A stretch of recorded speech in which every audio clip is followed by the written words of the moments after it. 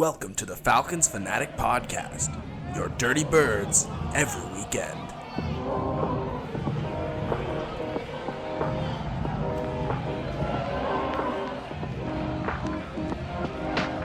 Alright, and welcome back to the Falcons Fanatic Podcast. I'm here with a special guest once again, Austin Terry, known Bucs fan. It's a tough game for him. I'm sure we'll hear from their side, but I want to start just with another Falcons victory, bringing us to 3-2. Very impressive win. Did we deserve it? Probably not. The Buccaneers, Austin, you'll say, led this game throughout. But it was a little bit of luck and a little bit of unfortunate play from the Tampa Bay Buccaneers that lead the Falcons to tying them now 3-2. What do you think about it, Austin? It was just bad game management towards the end in the fourth quarter. We had several chances to put the game away and just couldn't do it. Missed Mike Evans wide open and we chucked a screen instead.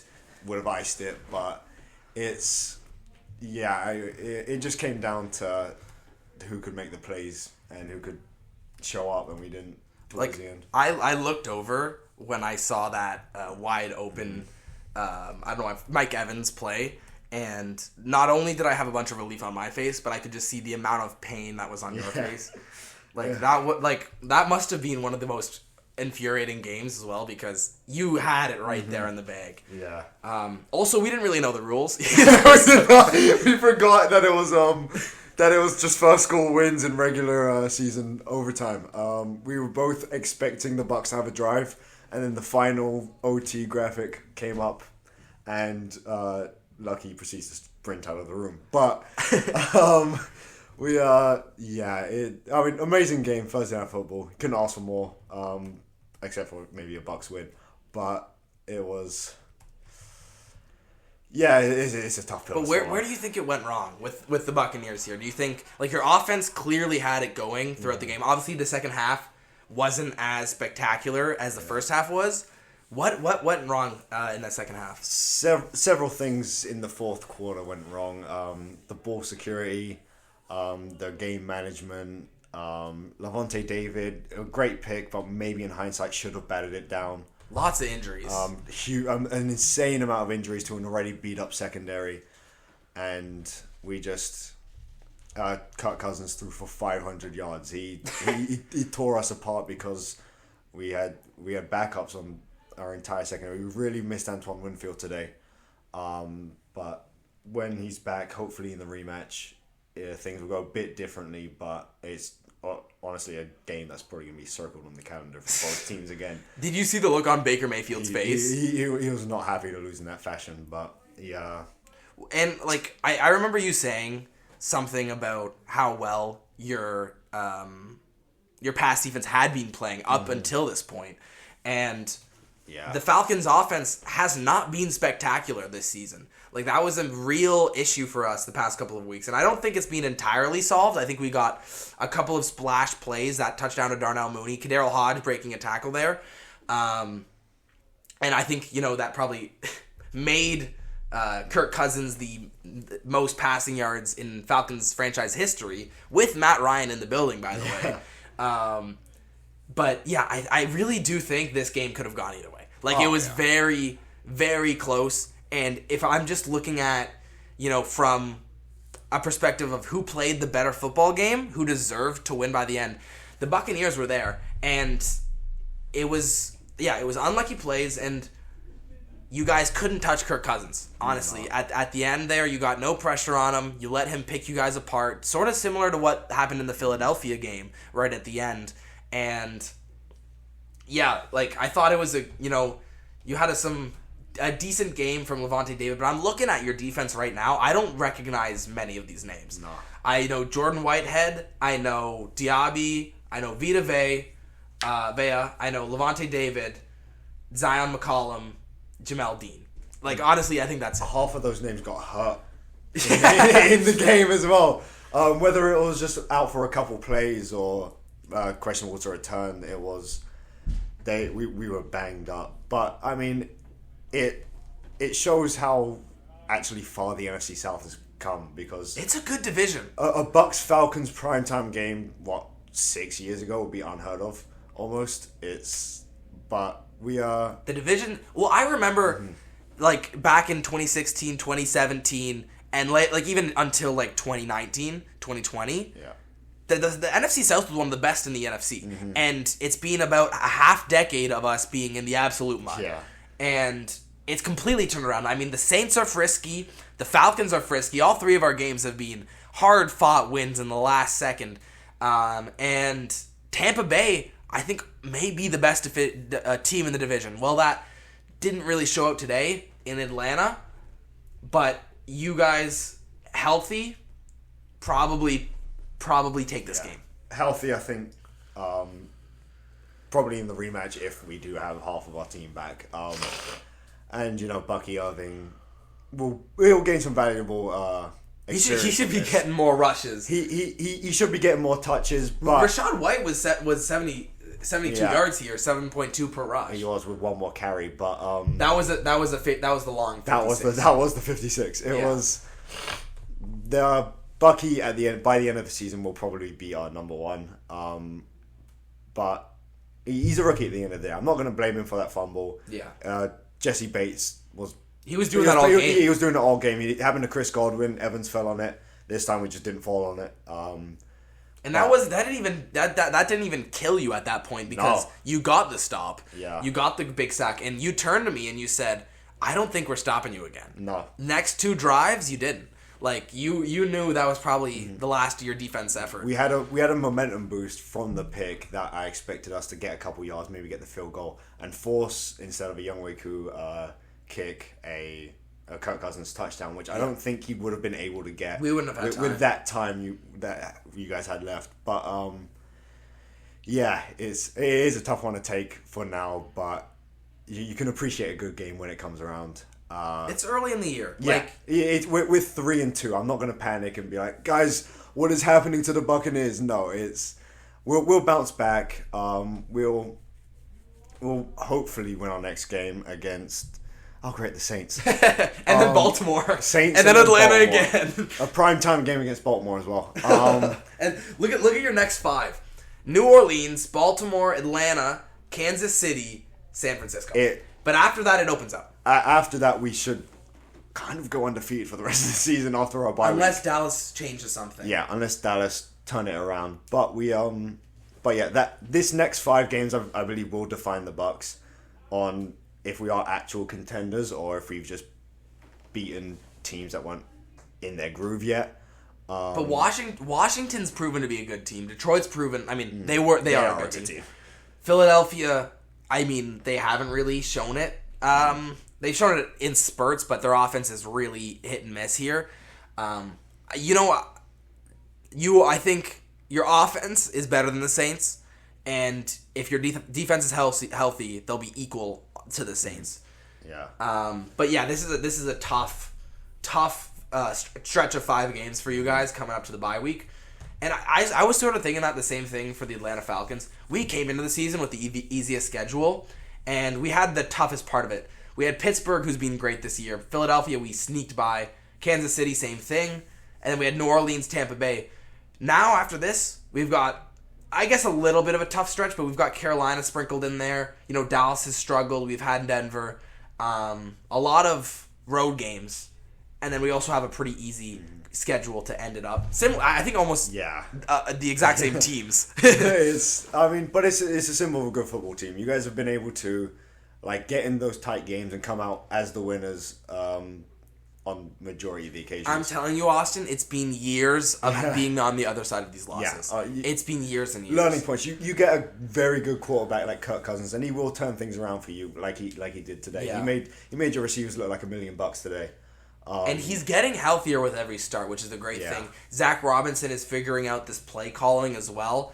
I would like to see a running game get a bit more involved. I mean, Kirk Cousins dropped back, I think, 50 times in this game, which is 58 times, which is a lot. But I don't think this is entirely sustainable. Obviously, 509 from Kirk Cousins. If he is, unanimous MVP. But he finally was able to unlock the entirety of this offense. And I'm talking Drake London with 154, 1 touchdown. Darnell Mooney, 2 touchdowns, 105. He did have a bad drop that sort of gave you guys the upper hand in this game. By then, it was neck and neck. You guys got the upper hand because of that drop. Kyle Pitts got involved as well, coming off of 0 yards last week. 88 this time. Did well for my fantasy team, thank goodness. I didn't start Kirk Cousins this week. Maybe next week I will. Ray McLeod as well. And our defense did just enough. We couldn't stop you for shit in the first half. We could stop you once or twice. Yeah. We got the timely fumble when we needed it. Everyone was getting in on the action. Younghoe Koo has a tackle. He got flattened on a kick return. I thought it was an okay game from the best game I've seen all year from Grady Jarrett. Very reminiscent of past season Grady Jarrett. And he's one of those players that when the defense is struggling, he can come back into his groove. And he's able to ignite the flame again. But even still, Mike Hughes struggled. I really didn't like what I saw from Hamilton as well. He struggled in his first game, Antonio Hamilton. And our defense, it was our worst week of defense by far, but we got the win anyway. Anything you want to say, Austin, before I let you go? I do want to shout out Zion McCollum. Okay. Who had he may have missed the tackle on the final play of the game, but he had a very good game. He did what he could in his new starting role because of our weakened secondary, but he had a very good game. And I like what I see out of him. He's only going to get better and better. He could have had a pick or two today as well, which I kind of seem to be saying every week about him. But once he gets it battened down, he'll be very good. But I mean, at the end of the day, very good football game. Can't be too mad at it. Early season, the rematch is in 3 weeks? Yeah. Yeah, it will be one to watch for everyone. But yeah, tough one to swallow. But congratulations to the Falcons. They pulled out when it mattered. Thank you, Austin, and it's good for my podcast too. I appreciate you for doing this. Yeah. It's really late. He's got to get going home. So I appreciate you for doing this. Thanks for coming over. And anytime, man. Anytime. A pleasure. I hope you're feeling better. I can't wait to do this again. Well, I'll see you then. Thanks, Austin. No problem. And that was Austin Terry, my good friend, British friend, as I always seem to mention when I'm first introducing him to somebody. And I just want to talk a bit more here about this Falcons defense. I honestly, on offense, I think we were good. Kirk Cousins, incredible, untouchable. Bijan Robinson, 5.1 a carry. He kind of struggled at times, and I really think we're missing without Drew Dahlman. I know we had the return of Caleb McGarry, but him on right tackle wasn't as strong as he's been in the past. He's still recovering. Bijan's fine. Tyler's fine. Our receiving, everybody got touches here, receiving. And on defense is what I really want to touch on. Jesse Bates was good. He forced the fumble. He led the team in tackles today. He's probably your bright spot. I thought it was a good game from Grady Jarrett as well. Onyemata got his first sack, his first play of the season. That was our only sack of the game, where he sort of pushed through on a really important red zone appearance for the Tampa Bay Buccaneers. We saw him sort of just split the center and right guard, able to get a sack, and sort of injured Baker Mayfield. But other than that, I'm looking and I see a lot of struggling. Matthew Judon had a deflection, nothing else. Couldn't see anything from him. We didn't get any pressure in the first, literally zero pressure in the first half of this game. And that was one of the things coming into this game. That was, if you can get pressure on Baker Mayfield here, that's when he struggles. That's when he sort of tries to make something out of nothing. And we weren't able to touch him at all. And that's been a struggle for us. I was saying this during the game, for a decade. It's been a decade I've been hearing this exact same thing about who was the last great Falcons pass rusher? And I think it was John Abraham in the 2000s there. Yes, I know, we're aware. We haven't had a good pass rusher since John Abraham. And before then, and one season of, I'm even forgetting his name, something junior during the Super Bowl year when he had 16 and a half sacks when he led the league. Vic Beasley, thank you. Matthew Judon's been good. He's being what he as advertised, but he's not the leading guy for us, and he's not going to save us, as a pass rush. And David Onyemata and Grady Jarrett are in their last years, and I know that's why we got Rook and why we finally got Rook playing time. Didn't really see much of him, though, make any plays. And on the edge, we've got Lorenzo Carter, who continues to be nothing. Zach Harrison, who continues to be just exactly what Lorenzo Carter gives us. And you've got Ebiketie, who was decent last year because he's the only guy there who could generate any pressure, and he would sort of just get coverage sacks. He's being replaced this season with the new defense sort of being brought up here with Raheem Morris. He's disappeared. And so I love our pass defense. It wasn't the greatest today. I thought A.J. Terrell did as good of a job as he's going to do. Justin Simmons and Jesse Bates are good back there. Justin Simmons is serviceable back there. D. Alford got injured. He was playing well. And once D. Alford gets injured, we have to put in Antonio Hamilton Sr. And he struggled. And we saw him get burnt many times. On 2 touchdowns, he got burnt. And that's just a recipe for disaster. And Mike Hughes has been good. We can't drop further on our depth chart than Clark Phillips and Mike Hughes. And Antonio Hamilton Sr. is not it. And hopefully everything's fine to where we can have better depth in our rush and getting our linebackers back, getting Troy Anderson back, getting Nate Landman back. And hopefully this defense can turn back to what we saw the first couple of weeks. But the Tampa Bay Buccaneers figured us out, and we weren't able to generate any pressure, and that's why they figured us out. Rashad Wright, Bucky Irving, frustrating the amount of space their offensive line made for them. Frustrating that Grady Jarrett and Onyemata couldn't get anything. Grady Jarrett had a couple of TFLs. Well, not really TFLs, but I call them TFLs because they're 1 yard, 0 yard plays where Grady Jarrett completely sheds a double block. Really, classic Grady Jarrett stuff. Other than that, we struggled. Kevin King saw the field. That's what you're going to see. We're going to figure it out. I'm going to take it with a grain of salt. Huge win by the Falcons. We are now 3-2 in the driver's seat in the NFC South now here on Thursday Night Football. Huge win. Getting a win against the Saints, winning against the Buccaneers, 2-0 in our division, 3-2 in the entire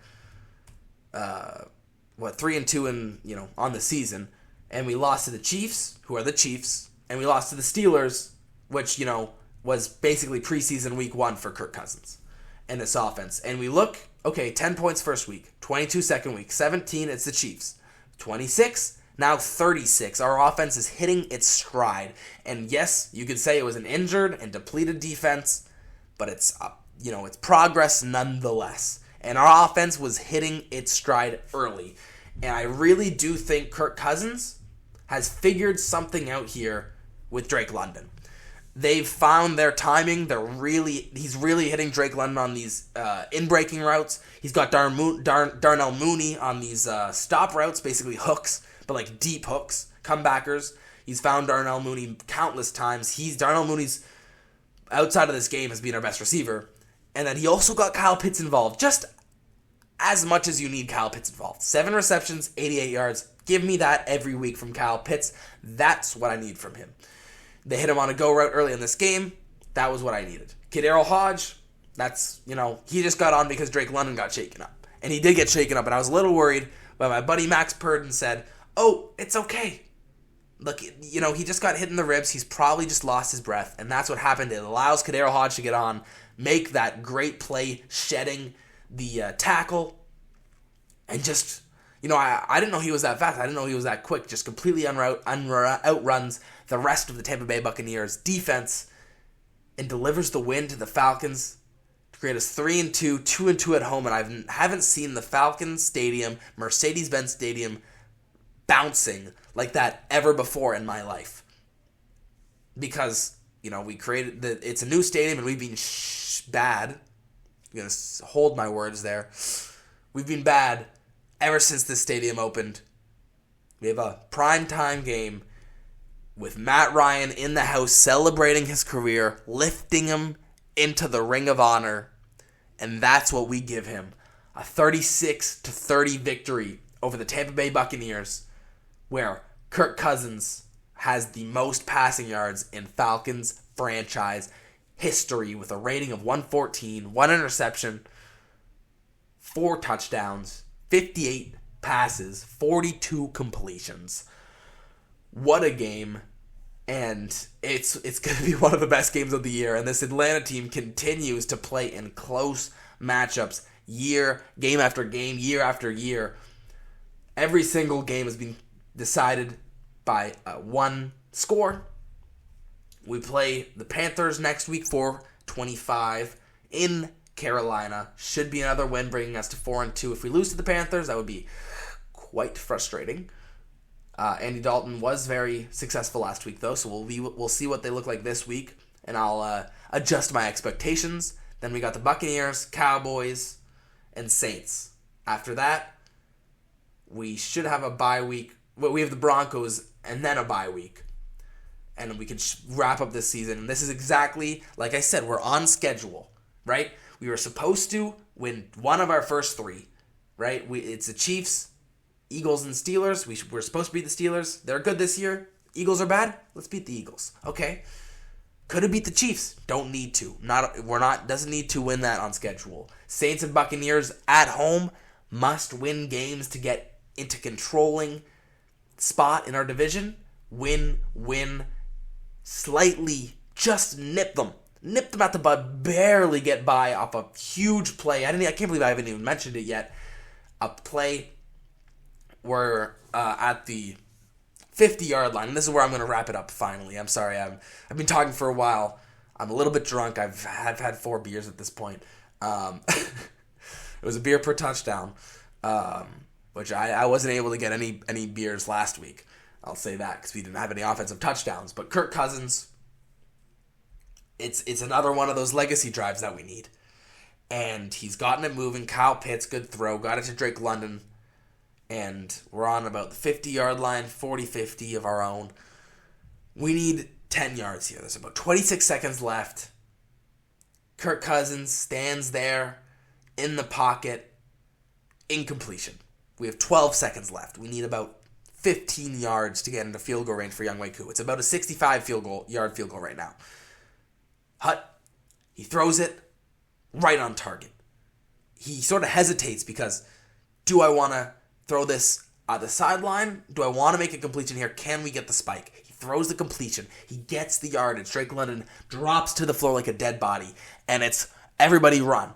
Everybody run to touch the football in. They touch the football in, spike the ball, 1 second left, ready for Younghoe Koo. Everybody's clapping. Oh my goodness, I can't believe it. It's a 47-yard field goal. Koo can do this. He's missed 2 in this game, I understand. He's going to miss some. 1 was blocked. 1 he missed twice in a row after a penalty. We get back. Everybody's celebrating. We're getting set up for the field goal. We're taking our time. And I'm staring at the play clock. It's just counting down. I'm like, okay, well, this is probably an issue with the score bug. I tell my friends, hey guys, what's going on with the clock here? It's at 5 seconds. We're not nearly set up for a field goal here. 4, 3, 2, 1. Uh-oh. That's not good. We see a flag fly in the air. Delay of game. 52-yarder. But you know what I know in my heart of hearts? Koo is the most clutch kicker I've ever seen in my life. And Younghoe Koo is going to hit this straight down the middle. And that's what he does. He gets iced, hits it straight down the middle. We win the football game because of a great play between Kirk, Drake London, and Koo finishing it off because he's clutch. And he knows what he's doing. And the Falcons take it home at the Mercedes Benz Superdome on Thursday Night Football. We get a nice long week to prepare for the Panthers. We should be 4-2 and 3-0 in our division. Strong pole position to make the playoffs for the first time in what feels like a decade, what is actually about 8-7 years. Let's do this thing, baby. It's time. We're getting the luck on our side. We're getting everything on our side. I've been waiting for this for basically since I've been 11. I've been waiting for this. Now I'm wearing 11 on my back in my Julio Jones jersey. And I'm waiting to see something I've been waiting for. Let me just use waiting a bunch. Kirk Cousins leading this Falcons team, showing Michael Penix Jr. what it takes. You don't have to be healthy. You don't have to be able to run. What you need to be able to do is make accurate throws, read the defense, and make plays when you fucking need it. And that's what he's been able to do. And that's why we're 3-2. And that's why we're in pole position. And that's why we're going to beat the Panthers next week. And that's why the Falcons are going to make the playoffs for the first time in 7 years. All right, and I'm hyped up about it. I haven't been this hyped up in a long time about the Falcons. It's been a lot of sadness. We've had some great plays. And it's refreshing. It's refreshing. And I get a whole week and a half, basically, of being on this high, of a huge win. Prime time Kirk delivers again. I love to have that man as my quarterback. And, basically the beer's slowly getting off of me, and I need to wrap this up quickly. But I'm really hyped up about this.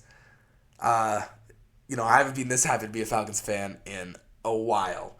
Let's go Falcons, wearing the best jerseys in the NFL. Win at home, 3-2. Let's go. I'll see you guys next week. Hopefully I'll be as hyped against the Panthers. 4th 25, I'll see ya. Get it booked. Thanks for watching the Falcons Fanatic Podcast with Austin Terry. And I'll see you guys next week. Maybe I'll have Carter Haddon on, my bud, who's a Panthers fan. Anyway, see you guys.